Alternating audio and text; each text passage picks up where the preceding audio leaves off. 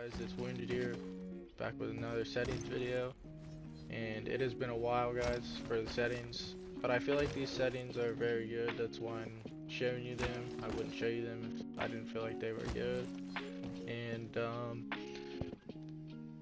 I feel like these settings are good for people that think ALC full linear is a little bit too loose and they want something just a little bit more firm, other than just raising your response curve by 1 and playing on that. I think these are good settings. They kind of mimic linear but have a little bit more what feels like sturdiness to them than what normal linear does. And I'm ready to show you the settings.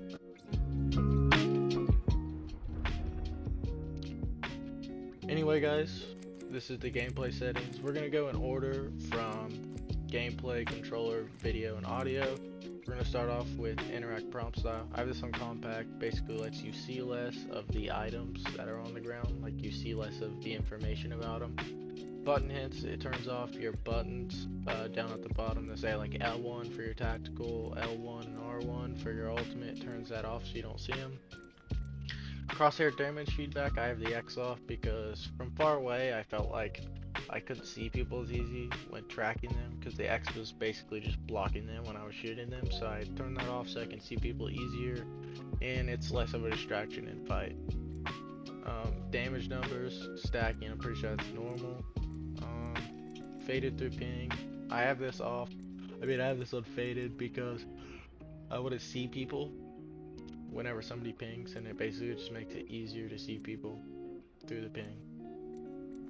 This is when people die and you can't see them. On like the top left, it'll show like the people dying and what's happening, they got downed and whatnot.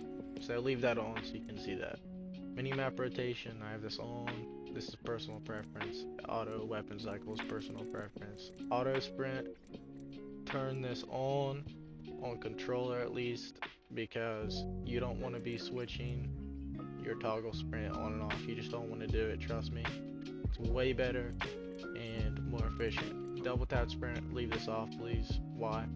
Jetpack control and hold. So as soon as you let go of jetpacking, it'll stop and it'll be here. You'll have to press it twice to make it stop. It's just put it on hold, it's way better. Incoming damage feedback, I'm gonna be completely honest with you guys. I don't know why, but I just leave it on 3D. You can do whatever you want. I don't really know the difference. I haven't tested it out. Leave this on. This is really important right here. Taking damage close to death box.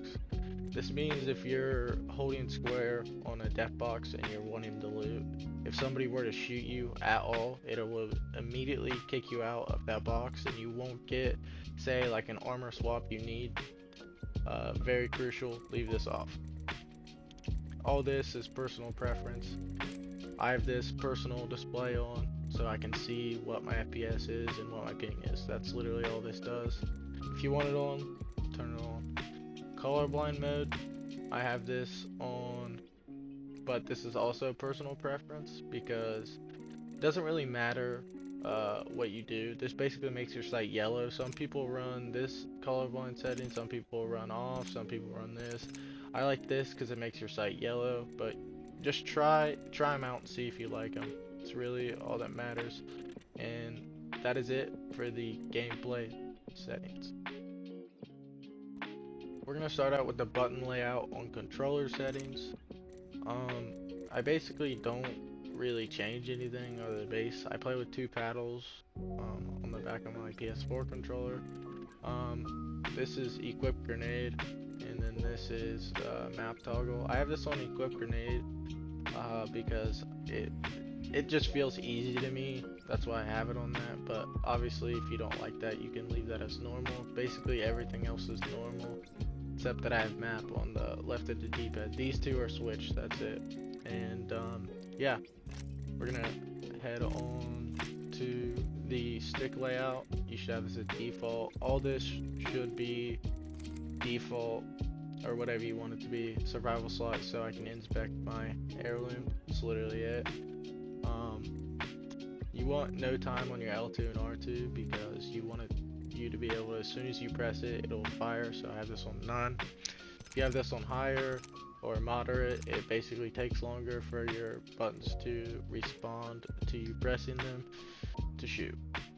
Mouse cursor speed, I leave this low because I feel like it's easier to move and collect stuff, but a lot of people have this fast so they can swipe down and click stuff, but I always miss it. And I haven't ever took the time to really move it up and actually try those settings for like a week, but I might do that. But yeah, I leave it about right there. And yeah, all this is really personal preference, doesn't really matter. And yeah, on to advanced look controls. These are the settings that I was talking about that I think could replace the feeling of linear, but just be a little bit more stickier, if you wanted it. If you don't want it, then just play linear and it'll be loose. But this kind of removes the looseness, but still feels like the speed of linear, which I think is good. Dead zone 0, outer threshold 1, response curve 7. These pre-opted settings is what I have on 1, 2, 2, 2, 5, 5, and 5. You can change these if you want. These don't really matter except that the iron sight be 1 times. All these don't matter. You can do whatever you want. These are just what feel good to me. Yaw speed at 500, pitch speed at 350. I think the 500 is what makes it feel linear, but if you want to lower it, you can, but I highly suggest you get used to running the 500 because that's kind of what makes it feel like linear, just a little bit more sturdy. ADS yaw speed and pitch speed, I have these both at 130, and I just like them at 130. I feel like it's a good neutral ground for aiming with these settings. You can test them out. I was running 140, 140, but I felt that 130, 130 was more consistent and longer range, so that's why I'm using 130, 130. And these are the rest of the ALC settings. But yeah, I think these settings are good for people that think ALC linear is too loose. On to the video settings. These are the brightness settings. I have this almost max, but not, and this is just so I can see stuff easier, makes stuff brighter. Field of view is at 110. I have this at 110 so I can see as much as the game allows me.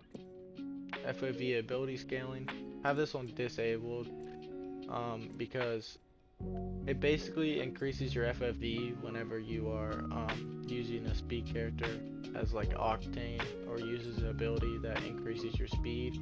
It basically adds FOV onto your base FOV, which can change how your aim feels in a game. So I suggest leaving this on disabled. The sprint view shake, you want this on minimal, so basically when you're running around, it has less shake. That's literally it. That's all that normal and minimal does, but I would rather have less shake, so put it on minimal. And that is it for the video settings. The audio settings, I really don't have much to say for these. This is literally just audio settings. So yeah, these are the audio settings, and hope you guys enjoyed the settings video, and peace.